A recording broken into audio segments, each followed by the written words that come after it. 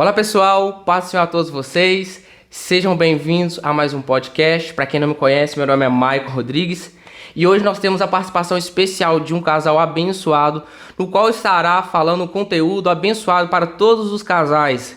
Então espero que você seja edificado. Está aqui conosco aqui pastor Tiago e pastora Priscila, sejam bem-vindos. Amém. Então pastor, as pessoas que estão ali nos vendo devem estar se perguntando qual o tema do podcast. Então o tema do podcast qual é? O desafio de edificar a família através da palavra do Senhor. Então quais vai ser as perguntas que vão estar sendo respondidas aqui nesse podcast? A primeira, qual é o maior desafio que temos para edificar a nossa família através da palavra? Segunda, na prática, qual é o papel do sacerdote, ou seja, qual é o papel do homem dentro do lar? Terceira, na prática, o que significa ser a mulher sábia que edifica a sua casa?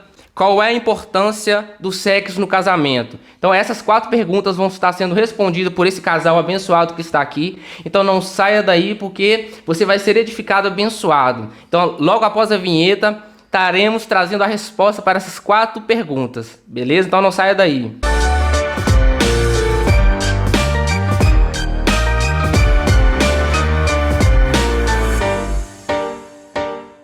Então, pessoal, voltamos. Então, mais uma vez, sejam bem-vindos, pastor Tiago, Priscila, né? Que Deus abençoe a vida de vocês, né? Gostaria de que você se apresentasse para quem está vendo nós neste momento. Amém? Amém. Muito bem, Maicon. Eu sou o lindão da Priscila. E eu sou a lindona do Tiago. E nós somos casados e felizes para sempre.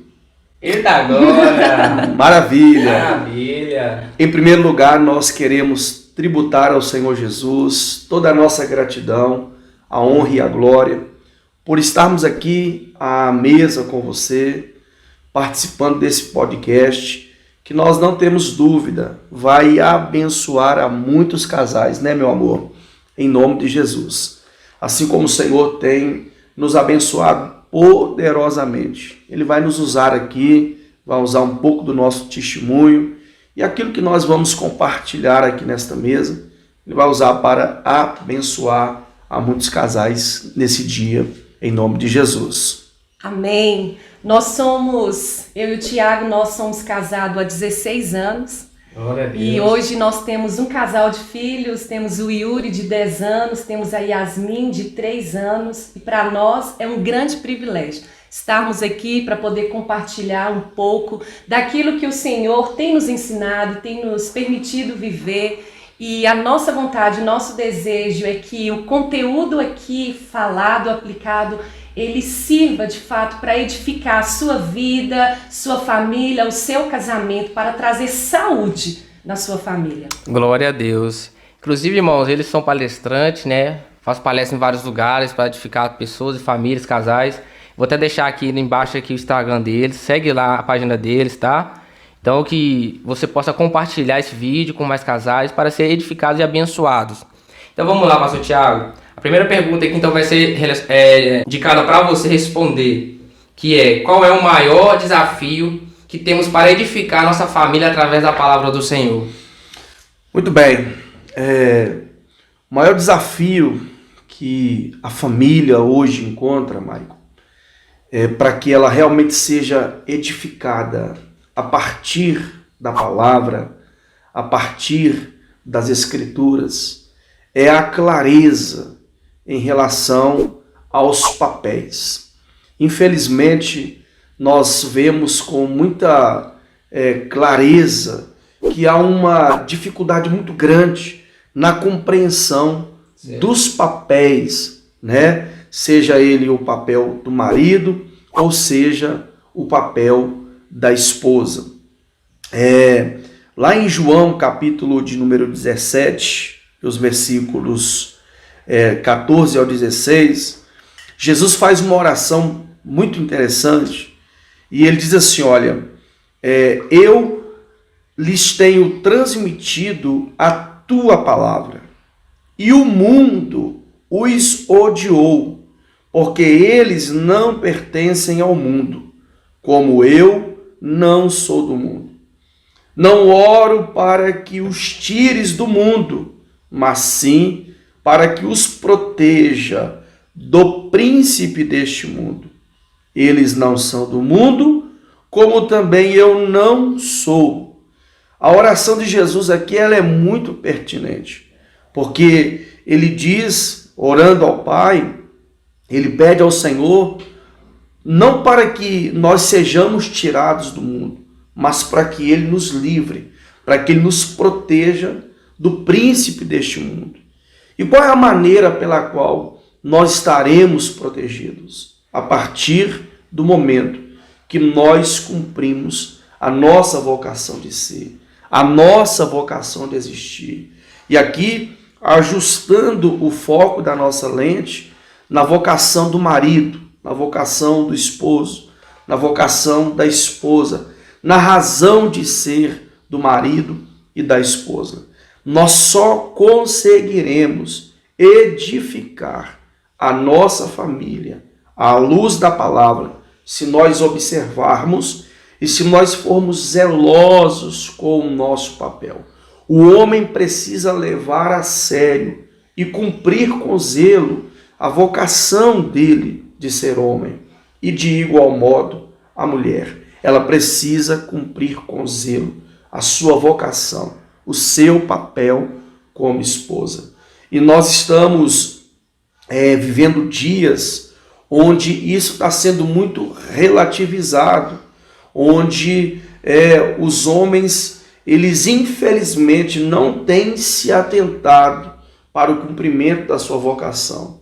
Um dos maiores desafios que nós temos nos deparado com ele quando o assunto é casamento, quando o assunto é a família, é exatamente a displicência, é a negligência do marido, é a negligência do homem como sacerdote da sua família, como o líder da sua família.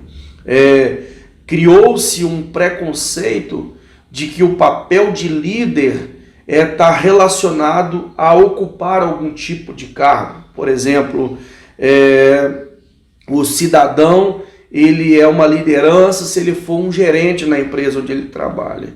Esse é um preconceito falido, ele é falso. Por quê? Porque você, na condição de homem, na condição de esposo, eu na condição de homem, de esposo e de pai, eu ocupo um papel de liderança. Então, de forma muito objetiva, nós só conseguiremos edificar a nossa família à luz da palavra de Deus se nós observarmos e formos zelosos com a nossa vocação de ser. E muitas vezes, por que eu li o texto que fala da oração de Jesus? Muitas vezes nós olhamos para o diabo como sendo o nosso maior inimigo, o nosso maior adversário, e de fato ele é.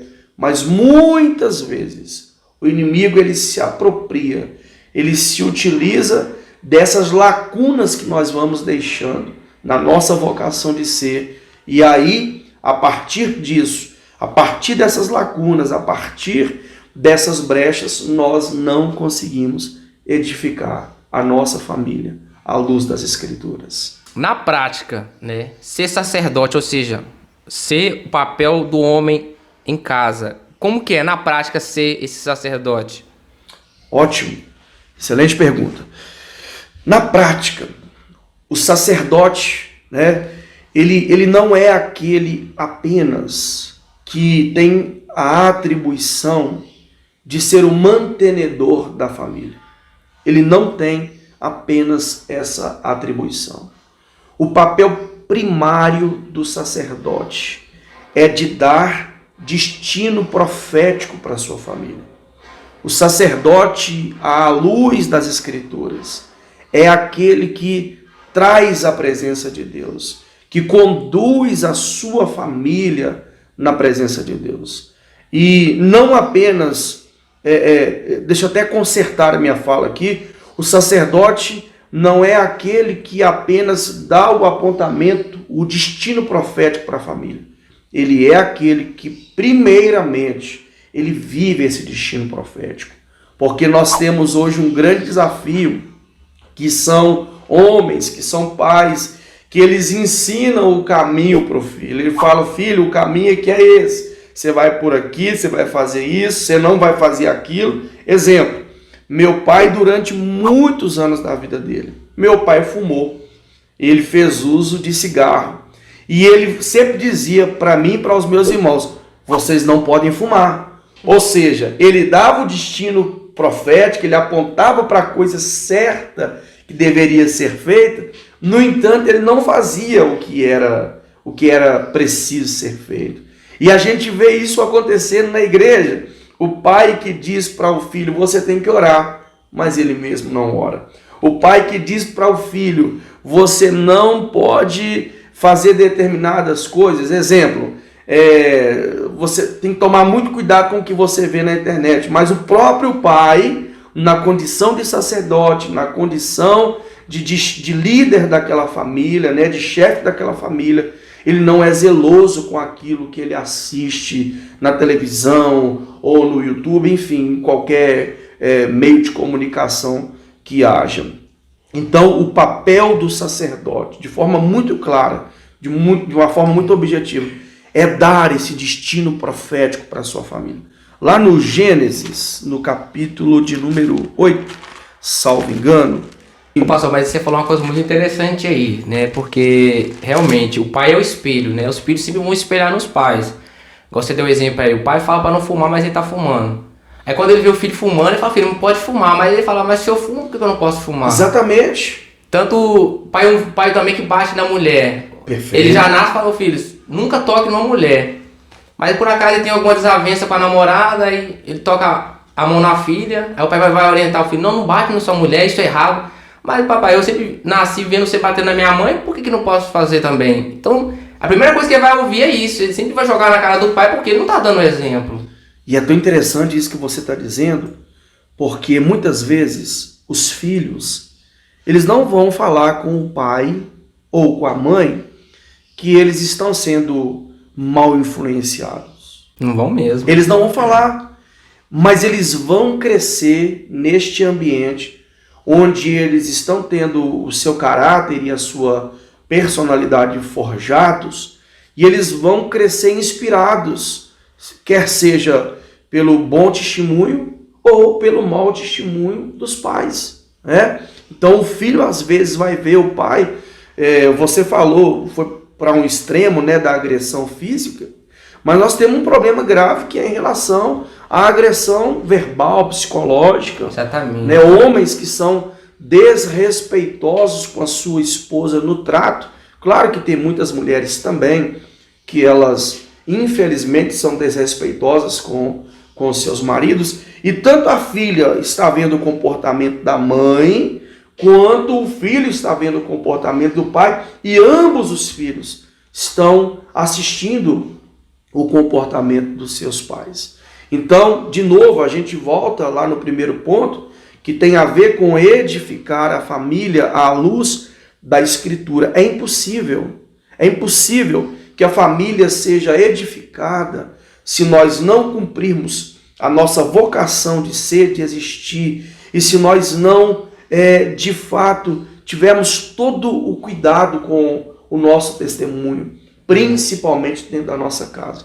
Lá no Gênesis, capítulo de número 8, o texto sagrado diz assim, então, Gênesis 8 e versículo 18. Então saiu da grande embarcação Noé e sua esposa, seus filhos e suas noras, e na sequência os animais que lá estavam. Então perceba que o sacerdote, o pai, o líder, é aquele que ele dá o apontamento profético. Noé passou 100 anos da vida dele construindo a arca, construindo aquela grande embarcação. E a construção da arca em si já era a pregação de Noé. Noé estava pregando com a sua vida prática. Ele já estava anunciando o juízo de Deus que viria sobre a terra através da construção daquele projeto. Ao final daqueles 100 anos, alguém pode dizer assim, mas Noé conseguiu pregar e alcançar apenas a família dele. Opa, não é apenas a família dele. Foi a família dele que estava desfrutando daquele destino profético que já apontava para a graça de Deus, que já falava do lugar de segurança onde a nossa família vai estar. Deus falou com Noé, Deus não falou com a esposa do Noé. Por isso, repito mais uma vez, que o papel do sacerdote tem a ver com dar destino profético para a sua família. Interessante, hein?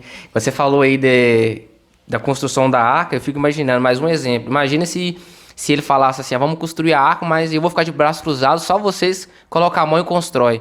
Sim. Mas não, ele foi o primeiro, ele estava dando exemplo, ele era o primeiro a botar a mão e fazer. Eles gostando ou não, conseguiu seguir os passos, ele deu uma direção. Então, ele estava dando o exemplo, temos que construir e vamos.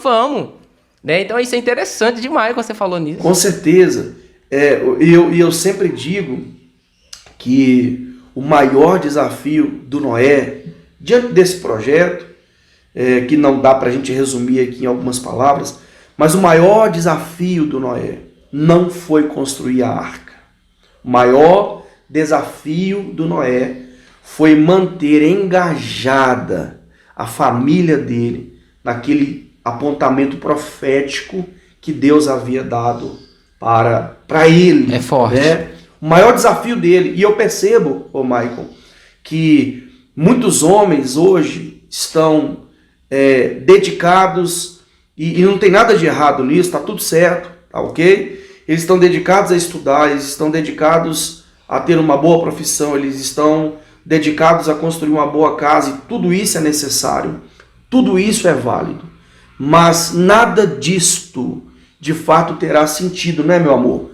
Se essa família não estiver dentro deste destino profético chamado graça, chamado a boa, agradável e perfeita vontade de Deus. De nada adiantará construir um patrimônio milionário se a família, se aquele casal, se os filhos não estiverem engajados dentro do projeto de Deus. Verdade. Então, pessoal, pais e mães aí, famílias, que traz um grande aprendizado para nós. Se você quer instruir seu filho no caminho certo, primeiramente, seja o exemplo na sua casa, seja o espelho para o seu filho, para sua filha. Procure andar da melhor maneira, traga a palavra do Senhor para dentro da sua casa e a pratique cada dia mais. Eu creio que vocês vão ser edificados poderosamente.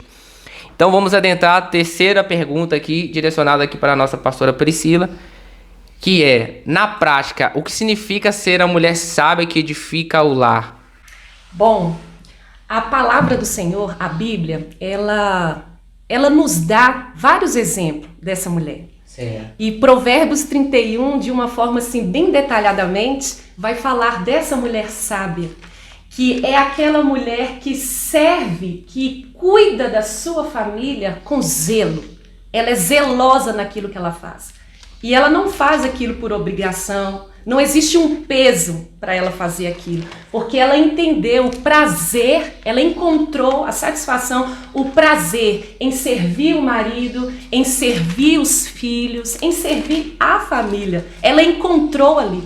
Essa mulher, ela pode trabalhar fora, ela pode estudar, ela pode ser uma grande empreendedora, ganhar até mais que o marido, ela pode fazer tudo isso. Mas ela entende que nada disso é mais importante do que essa vocação, sabe? Esse ministério que o Senhor deu para ela, que é zelar pela sua família. Ela entendeu isso. Essa mulher, Provérbios 31 diz que é aquela mulher que não dá lugar à preguiça, né? Ela está ali o tempo todo proporcionando, sabe, esse ambiente de harmonia dentro da casa dela. E o seu marido, quando sai de casa, é aquele homem que tem vontade de voltar para casa.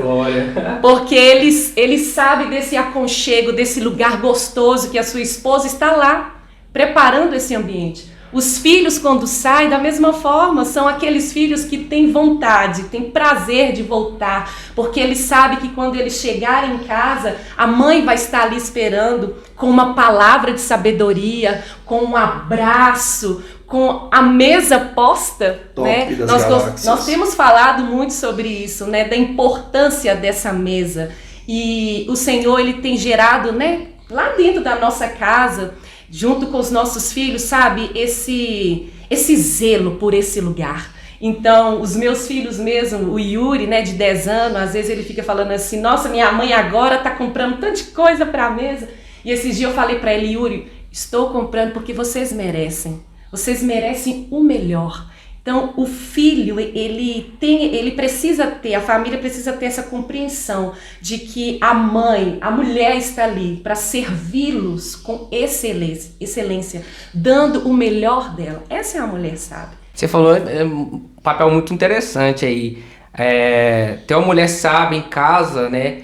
É que negócio, a gente sai e fica com vontade de voltar, né? Hoje em dia aí a gente vê o maridão saindo de casa e quando ele sai, fala assim, não, cara, eu tenho que voltar e aquela mulher chata tá lá me esperando, aquele negócio todo. Isso que mais acontece com as pessoas, porque a mulher não edifica, ela não tá sendo sábia. Sim. E olha que coisa interessante, a mulher, ela edifica porque ela constrói relacionamento. A gente tem falado muito sobre isso.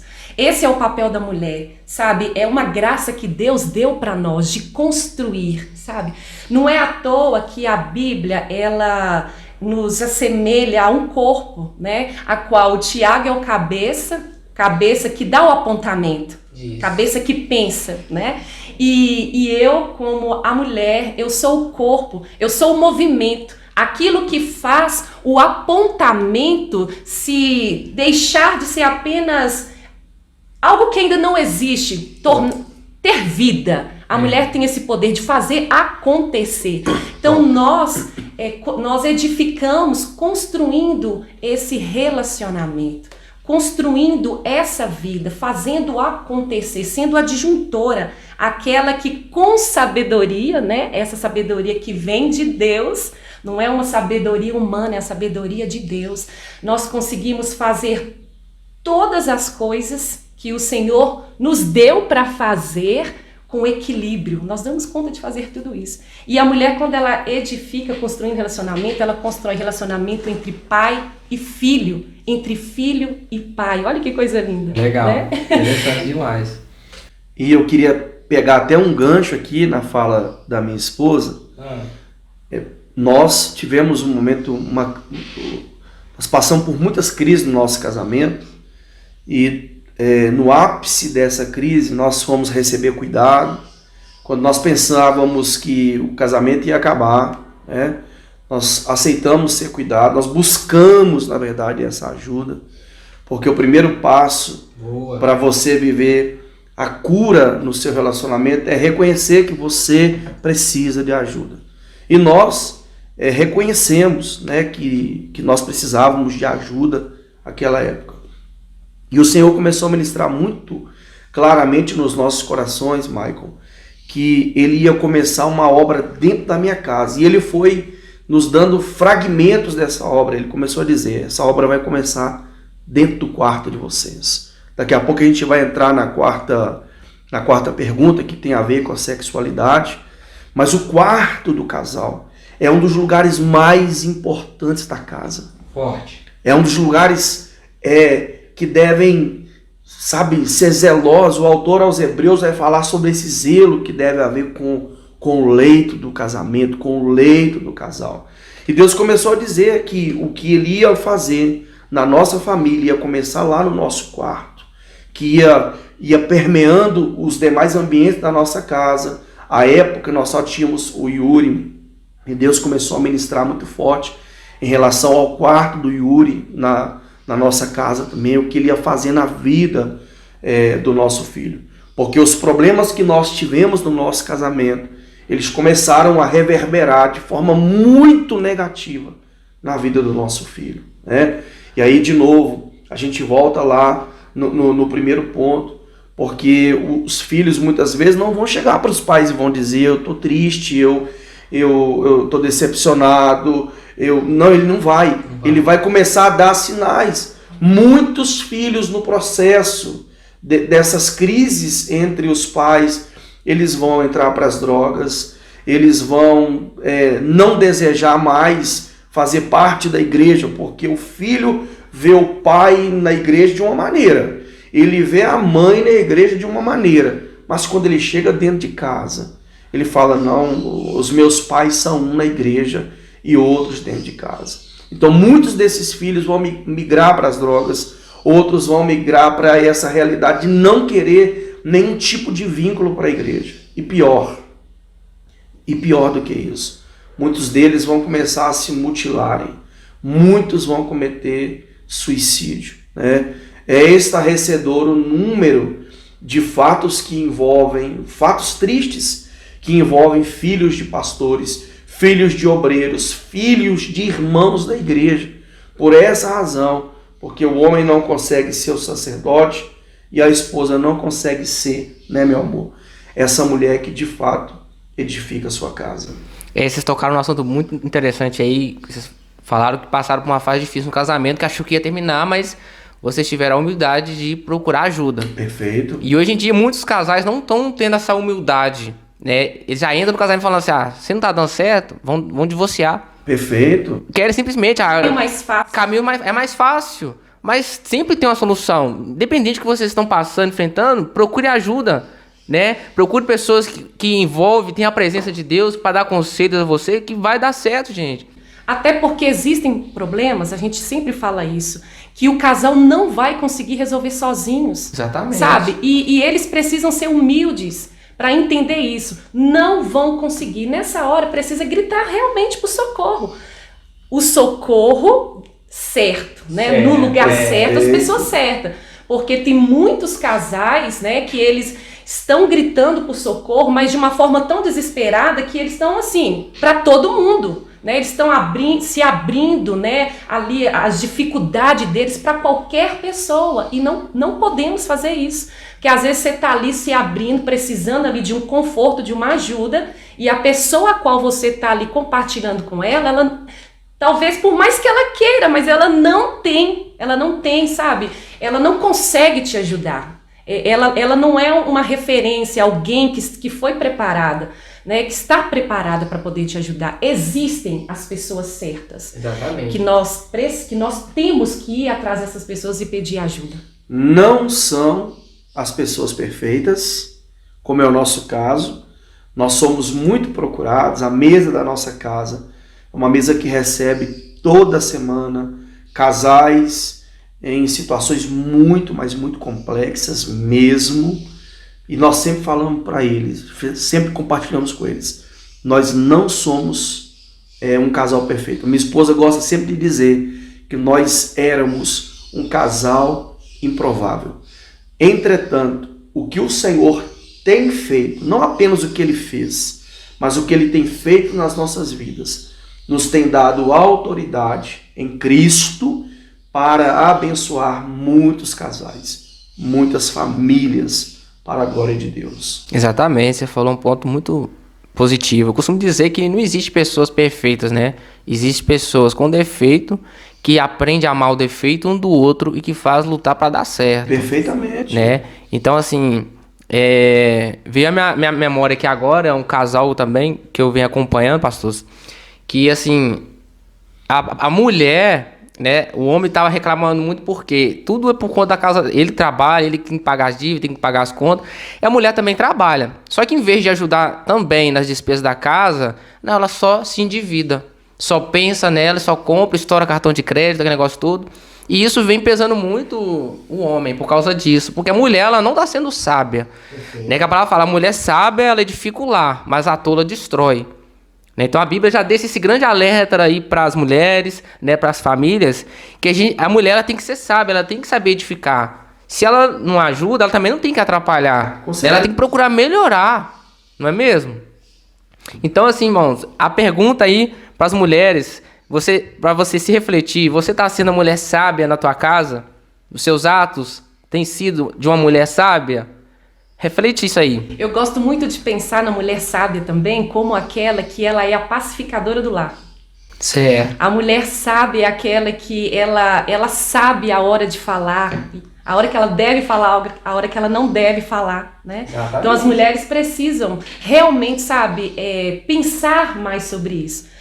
Qual o papel elas têm feito dentro da casa dela? Dessa mulher que tem edificado, que tem construído, ou dessa mulher que tem destruído a sua família com as suas palavras, né? Com a maneira como ela lida com o marido. E essa questão que você falou da mulher, né? Que às vezes, ao invés de ajudar financeiramente, ela só atrapalha. Só atrapalha. Nós gostamos muito de falar sobre isso, que a primeira coisa que o casal precisa compreender é que o dinheiro, ele não é do marido, o dinheiro não é da esposa. Tiago trabalha, eu também trabalho fora, mas lá na nossa casa o dinheiro é nosso. Desde quando o casal, eles se unem, eles passam a ser uma só carne, por que o dinheiro tem que ser separado? Né? O dinheiro é do casal, os problemas são do casal, né? Os filhos são do casal, agora é tudo do casal. Então, quando o casal consegue se alinhar nisso, compreender isso, as coisas começam a acontecer com mais leveza, com mais facilidade, porque a mulher ela jamais vai ter coragem de pegar um cartão de crédito e ir lá estourá-lo, porque ela sabe que aquele dinheiro, que aquilo é da família, é para o bem-estar da família, não apenas dela e do marido, mas envolve os filhos também da família. Porque quando a bomba estoura, quando a coisa dá errada, não é só ela que vai pagar as consequências, é a família. Então a primeira coisa que precisa ficar compreendido, o dinheiro não é seu, o dinheiro é nosso. É nosso, exatamente. Né? Tem gente da casa, ó, seu salário é seu, você faz o que você quiser, o seu é seu, o meu não mexe com o meu, né? A conta, a senha do telefone do banco é só o marido que abre. Tem homem que não gosta nem de ver que a mulher sabe que tem dinheiro, né? É que negócio. Já casa, fala, não, isso é seu, isso é meu, e já fica pensando, não, mas é tudo, o que é meu é da minha esposa, o que da esposa é minha também. Então é sempre esse pensamento, é um ajudando o outro, para ficar de pé, né? E agora vamos adentrar aqui a última, e não tão menos importante, né? Que muitas vezes tem sido tabu aí para muitos, né? Até no meio religioso, né? Que fala, qual é a importância do sexo no casamento? Maravilha. Você responde essa? Maicon, o sexo, ele é essencial no relacionamento. E pasme você que está nos assistindo através deste podcast, sem medo de errar, este é um dos maiores problemas dos relacionamentos. Com certeza. A ausência de sexo e também a ausência de sexo bom no casamento tem sido um grande problema. E a gente tem alguns desafios diante do tema, você já pontuou a questão do tabu, nós já fomos convidados para palestrar em algumas igrejas que a gente não voltou, porque nós falamos abertamente sobre este tema, porque este foi um dos maiores erros que, especialmente, a igreja cometeu, que foi de não tratar com o devido zelo essa temática. Rapaz, os maiores escândalos sexuais estão nos bastidores das igrejas. Os maiores escândalos sexuais estão nos bastidores da religião. Por qual razão? Pelo fato de que não é tratado, pelo fato de que não é conversado, pelo fato de que esse tema não é posto à mesa. E nós temos muitos casamentos que tinham tudo para dar certo, que os casais casaram genuinamente, casaram porque de fato queriam construir uma família, casaram porque de fato se amavam, mas as lacunas que foram sendo deixadas na sexualidade do casal, na intimidade do casal, foram conspirando para que a chama do relacionamento fosse se apagando. E não tem absolutamente nada pior do que os casais habitarem um lugar apenas como amigos, né? Eu amo a minha esposa ela é a minha cúmplice, ela é a minha parceira, ela é a minha amiga, a minha melhor amiga. ela é o meu braço direito no ministério. Nós esquecemos de falar aqui, somos pastores de uma igreja em Pedro Leopoldo, comunidade discípulos de Jesus. A pessoa que está 100% ao meu lado no ministério é a minha esposa. Entretanto, nós não podemos deixar de ser os melhores amantes um do outro. A minha esposa, ela é a mulher por quem eu tenho o prazer de me apaixonar por ela todos os dias. Não é só porque ela é linda, não. É porque eu decidi passar todos os dias da minha vida ao lado dela.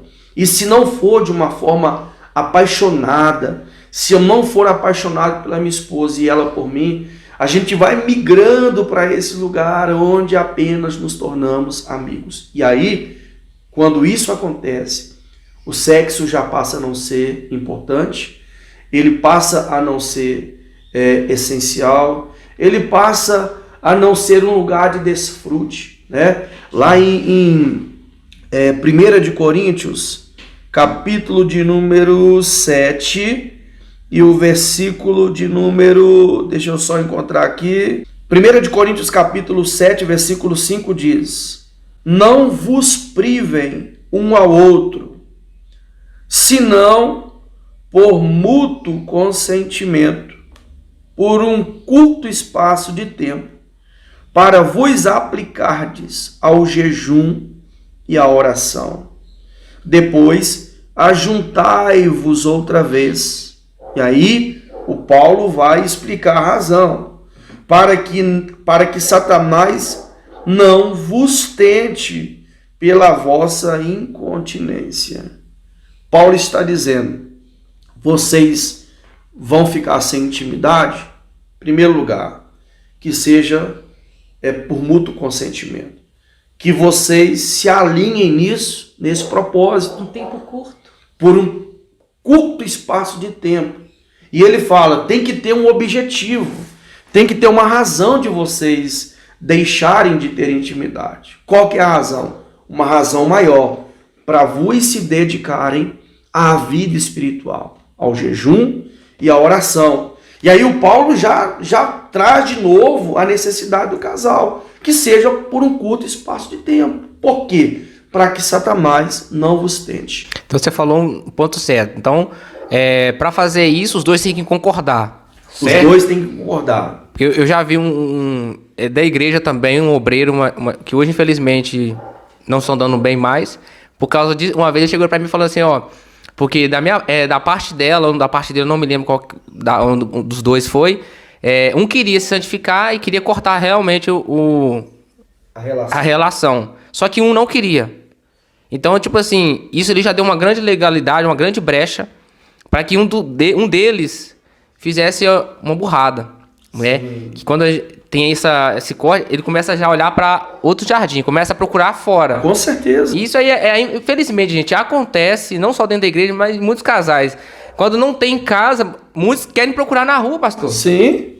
Porque não tem esse entendimento também da palavra. Isso é muito importante. Você falou, tem que ser por um longo curto, né? Porque às vezes todo mundo sabe que é uma coisa que muitas pessoas não conseguem viver sem. Sim. Perfeito. Isso aí atrapalha muitos casais. E precisa haver esse consentimento, né?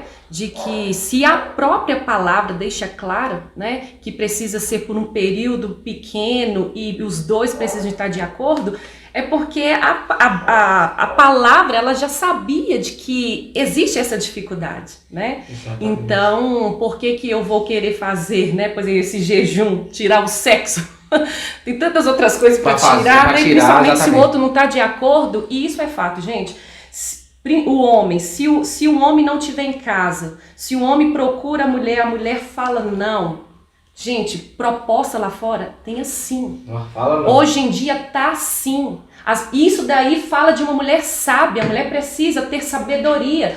Porque às vezes a atitude dela, o não para o marido, é a mesma coisa dela tá falando para ele assim, ó, vai arrumar outra. Eu tô te dando legalidade, pode ir, arruma outra. A mulher precisa ter sabedoria, sabe? Para ela ser essa mulher mesmo, que está ali pro marido. E a mulher precisa entender que ela precisa, gente, encontrar prazer nisso. Top. Porque o sexo, ele não pode ser bom só pro homem. O sexo foi feito, é um presente de Deus pro casal. O sexo, ele só acontece de verdade quando ele é bom tanto pro homem quanto pra mulher. Os dois precisam desfrutar daquele momento. Você falou no ponto-chave, exatamente. Mas assim, sabe o que eu mais vejo que tem atrapalhado nisso? Às vezes é mais até por parte do homem. Não saber tratar a mulher como ela deve ser tratada. Por quê? Eu vejo que a maioria dos relacionamentos está deixando a pornografia entrar. A pornografia, ela estraga o relacionamento das pessoas. Por quê? Ele vê aquilo no telefone, ele acha que ele pode fazer da mesma forma com a mulher. Irmão, tem mulheres que odeiam se ser comparada com outras, né? Isso aqui é uma imaginação, isso aqui é para estragar a mente do homem, irmãos. Todo mundo sabe disso. Aí eu vi isso aqui, eu vou fazer com a minha esposa, mas não é assim que você tem que tratar a sua esposa. Né? Eu já vi gente falando, não, meu marido quer fazer porque ele viu fulano. Gente, isso é uma idiotice. Mas aí é porque esse homem, ele tá pensando só nele, na Exatamente. sua satisfação própria. Ele não tá pensando em satisfazer a mulher, você tá entendendo? Tá pensando nele.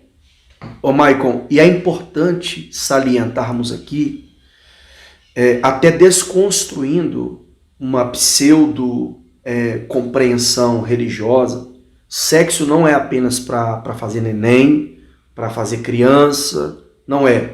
Sexo, além de ser vida, além de ser terapia, Saúde. além de ser saúde, sexo também, ele é parte do culto que nós somos a Deus.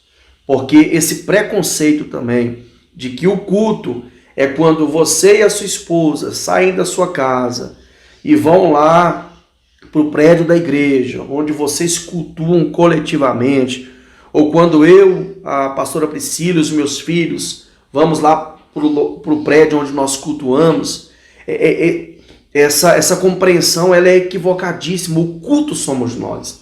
O culto ele se dá a partir do momento que eu acordo, quando eu me lembro do que está escrito: as misericórdias do Senhor são as únicas causas de nós não sermos consumidos, e que elas se fazem novas todas as manhãs.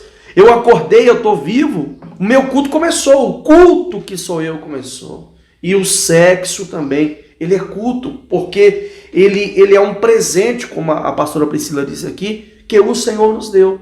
A grande questão é que nós não fomos ensinados, os casais não foram ensinados a descobrirem o prazer um no outro, através um do outro. E aí, como a gente não consegue descobrir isso conversando, dialogando, nos entregando, perguntando para o outro, tá bom, isso tá legal para você? Como a gente não foi treinado para isso, a gente começa a buscar outras fontes. E aí entra a questão da pornografia. A pornografia, ela está na maior parte da casa dos casais. A grande questão é que a maior parte desses casais não sabem disso. Não se engane. Se vocês não têm uma vida sexual sadia, se ainda não aconteceu, você está colocando a sua família, a sua casa em grande risco. Porque mais cedo ou mais tarde, o marido que não tem plena satisfação, e é claro que eu não estou falando aqui de mau caratismo, porque tem marido que tem uma mulher maravilhosa, a mulher bonita, a mulher que se produz para ele, a mulher que é cheirosa, a mulher que é dedicada, a mulher que procura ele sexualmente falando, e esse cara ainda vai procurar mulher na rua, esse cara ainda vai para o prostíbulo, esse cara ainda vai acessar a pornografia. Mau caratismo. Mas tem homem que quer fazer a coisa certa, mas ele nunca encontra na esposa a reciprocidade. Ele está desejoso por ela, mas ela não consegue manifestar o desejo por ele. E aí, muito provavelmente, você estará empurrando o seu marido para essa zona de morte, chamada pornografia, chamada masturbação. Nós conhecemos casos que A ausência de sexo, a ausência de intimidade no casamento é tão grande que a pessoa chega ao ponto de dizer: eu me masturbo muito mais hoje, depois de casado, do que quando eu era solteiro. Porque hoje eu tenho a minha esposa do meu lado, uma mulher linda, eu sou apaixonado por ela, mas ela não consegue, a gente não consegue linkar os nossos desejos, e eu fico tão desesperado que eu não tenho outra alternativa a não ser me masturbar. E aí alguém vai entrar e vai dizer assim: mas e o temor a Deus? A pessoa tem o temor a Deus, a pessoa tem o temor a Deus, mas infelizmente, é por isso que o Paulo vai dizer aqui, de forma muito clara e explícita, quando ele fala que o casal não pode se privar, né? O Paulo também vai dizer que o corpo da Priscila não pertence a ela, pertence a mim. E é claro que isso não significa dizer que agora minha esposa é a minha escrava sexual ou vice-versa. Não é sobre isso que o Paulo estava falando. O Paulo só está dizendo que a partir do momento em que o casal se torna uma só carne, a partir do princípio do casamento, é que nós agora não preocupamos apenas comigo mesmo. O Tiago não se preocupa apenas com ele, ele se preocupa com a Priscila e vice-versa. E se nós não tivermos cuidado, o texto diz, Satanás ele entra e ele traz um grande prejuízo. Muitos casamentos, Maicon, que acabaram, e agora ajustando o foco bem na realidade da igreja, muitos casamentos que acabaram não eram para ter acabado. Acabaram por quê? A displicência no papel do marido, a negligência no papel da esposa, a ausência da clareza desses papéis, da vocação de ser, e também a ausência de uma vida sexual saudável. Um grande erro que eu tenho percebido, sabe, que tem acontecido por parte das mulheres, é que hoje as mulheres, elas querem falar para o marido de uma chateação delas, de uma insatisfação dela, usando o não mesmo para a vida sexual. Então o marido vai procurar essa esposa, ela fala: não quero. Porque na verdade ela está magoada com ele, algo que aconteceu. Ela acha que falando não ela vai estar resolvendo o problema dela, mas isso é mentira. Só pior. Ela vai só potencializar esse problema, esse mal-estar ali que está entre os dois. Então a mulher precisa de ter essa sabedoria, sabe? Que tem algo que está te chateando, ficou chateada com o marido, gente, senta à mesa. Chama esse marido para conversar. É muito mais fácil falar para ele: marido, estou chateada, aconteceu isso, do que você privar a si mesmo, a vocês dois, dessa relação, da relação sexual. Isso não vai fazer bem para você, só vai fazer mal. Exatamente, chegar num ponto muito legal, interessante, que é o diálogo. Perfeito. Tem que ter o diálogo, né? Como ela disse aí, a mulher, se ela ter qualquer discussão com o marido, é motivo de ela falar: não, hoje você não vai ter, hoje não vai ter, e corta. Toda vez que o homem vai procurar: não quero. É a maneira de castigar. Castigar, é o verdadeiro castigo do homem, né? Fala: vou dormir de calça, aquele negócio todo. Mas isso aí, às vezes o homem não fala, mas ele tá observando. Enquanto a mulher tá fazendo isso, se privando, tem mulheres loucas lá fora, olhando pro seu marido, desejando, querendo uma oportunidade. Perfeitamente. E às vezes o inimigo fica só no ouvido, maquinando aquele negócio todo, irmão. A queda não vem de uma vez. Vem pelas beiradas, ele vai pensando, ele vai observando, ele vai estudando, ele vai vendo, e a oportunidade vem, porque o diabo ele vem para destruir, irmão, família, ele vem para matar, roubar e destruir. Então essas brechas nós temos que fechar. Como ela disse, algum problema, resolva, converse, diálogo, sabe? Isso é importante demais, isso salva a gente, sério mesmo, né?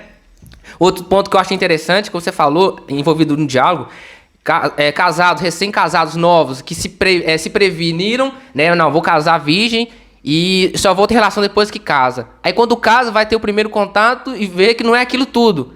Eu já vi gente desmanchando o casamento porque não gostou, como se diz, achando que o sexo é a única coisa importante.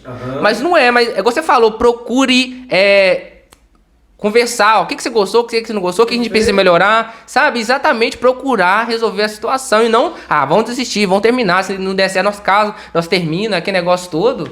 Sexo é troca. Sexo é entrega. E é uma entrega que, conforme a pastora Priscila disse, tem que ser boa para ambos. Como é que eu sei que está sendo bom para ela? Ela precisa me dar um feedback. Como é que ela sabe que está sendo bom para mim? Eu preciso dar um feedback para ela. Né? Eu tinha coisas que eu fazia no início do casamento, falando da vida sexual, que não faço mais. Porque a Priscila teve a coragem de falar para mim que não era bom, que aquilo não deixava ela excitada, né? E o casal precisa ter essa liberdade para conversar, tá certo? Você quer ver um problema bobo que muitos casais passam por ele, no que diz respeito à vida sexual? Cheiro. Muitas vezes o marido não é cheiroso, ou a esposa não é cheirosa, e aquilo começa a fazer provocar um mal-estar entre o casal, e a mulher passa a querer fugir do ato íntimo porque o marido não é cheiroso, a parte íntima do marido não é cheirosa, e a maneira com que ela vai demonstrando isso é ir se afastando, quando na verdade deveria chamar o marido de repente, vamos tomar um banho juntos e tentar ajudar o marido sem ofendê-lo. Porque o casal precisa ter muito cuidado quando for tratar de qualquer tema no relacionamento para não ser ofensivo. Porque a maneira com que você comunica, ela pode causar um estrago no seu relacionamento. Ela pode gerar um rompimento no seu relacionamento. Até para falar que o sexo não foi bom, a mulher ou o marido precisam ter todo zelo. Nós podemos melhorar, pode ser mais gostoso, vamos tentar diferente. Nós precisamos ter essa maturidade. E tanto o homem quanto a mulher precisa de ter essa maturidade, porque muitas mulheres, elas até tentam falar com o marido.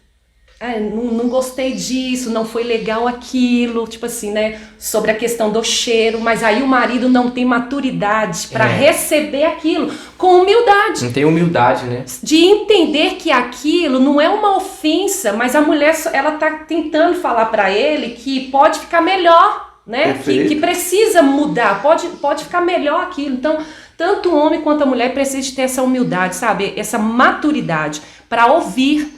E porque tem muitos homens que eles ouvem isso e eles partem para a ignorância, né? E aí muitas mulheres, o que acontece? Elas bloqueiam. Aí toda vez que acontece algo que ela poderia falar, ela se fecha, se tranca, porque ela tem medo da reação do marido. Então, a gente precisa pensar nesses dois lados. Exatamente. Então, gente, se a gente for falar desse assunto, tem muita coisa para falar, né? E eu acredito que não vai faltar oportunidade. Eu quero trazer vocês aqui. Eu gostaria que vocês voltassem aqui para trazer mais conteúdo pra gente, tá? É um prazer. Eu tô maravilhado com tudo que foi feito, foi falado aqui, gente. Deus abençoe a vida de todos vocês, né? Nós vamos encerrando por aqui. Todas as perguntas foram respondidas. Gostaria de agradecer mais uma vez o pastor Tiago, pastor Priscila. Que Deus abençoe as suas vidas poderosamente. Obrigado por tirar o tempinho na agenda de vocês para estar trazendo esse conteúdo abençoado para todas essas pessoas que estão nos vendo. Eu acredito que vai ajudar muita pessoa, viu? Em nome de Jesus. Então, gostaria de agradecer. Muito obrigado. Gostaria de falar alguma coisa para quem está nos vendo agora. Eu gostaria, em primeiro lugar, de agradecer mais uma vez por essa mesa, por essa oportunidade. Privilégio muito grande estar aqui. E quero finalizar dizendo algo que eu aprendi com o pastor Léo. E ele diz assim, pastor André Longo. Pastor André Longo diz assim, vocês já perceberam que Adão e Eva não tiveram infância? Eles já, entre aspas, aí, né, nasceram adultos. E interessante, né? Ele diz assim, casamento não é para menino. Casamento é para gente grande. Casamento é para homem e para mulher. E é por isso que o diálogo ele precisa fazer parte da mesa do homem e da mulher, e não dos meninos. Quando sairmos do lugar da infantilidade, o diálogo não vai ser ofensivo, nós não vamos mais brigar por causa do dinheiro, nós vamos querer ter uma entrega muito maior, muito mais intensa e muito mais apaixonada no que diz respeito à vida sexual. Porque o homem de verdade, ele quer agradar a sua esposa. E a esposa de verdade, também, a mulher de verdade, ela quer agradar o seu marido. Eu também agradeço muito pela oportunidade. É uma alegria para nós estar aqui. Esperamos realmente que tenham muitas e outras oportunidades. E o que eu quero dizer, né, para todos os casais, as famílias que estão nos escutando, é que realmente não existe casal perfeito, não existe uma família perfeita. Mas uma frase que nós amamos dizê-la é que não há história que Deus não possa mudar. Se você, independente de qual seja a realidade hoje do seu casamento, da sua família, o que importa é se você está disposto ou se você está disposta a lutar por esse casamento, a lutar por essa família. Se você estiver disposto, pode ter certeza que Deus continua sendo Deus para transformar essa realidade. Amém. Receba aí, gente. Receba aí essa vitória. Amém. Glória a Deus. Irmãos, Deus abençoe a vida de vocês. Amém. Vocês que estão aí do outro lado, seja abençoado e edificado em nome de Jesus. Espero que você esteja conosco no próximo vídeo, que com certeza quero vocês aqui de novo, Amém. trazendo mais conteúdo, porque o povo tem pedido e nós vamos entregar para vocês conteúdo abençoado. Amém? Amém. Pessoal, um forte abraço para vocês, que o Senhor esteja contigo, a tua família, em nome de Jesus. Forte abraço, até a próxima.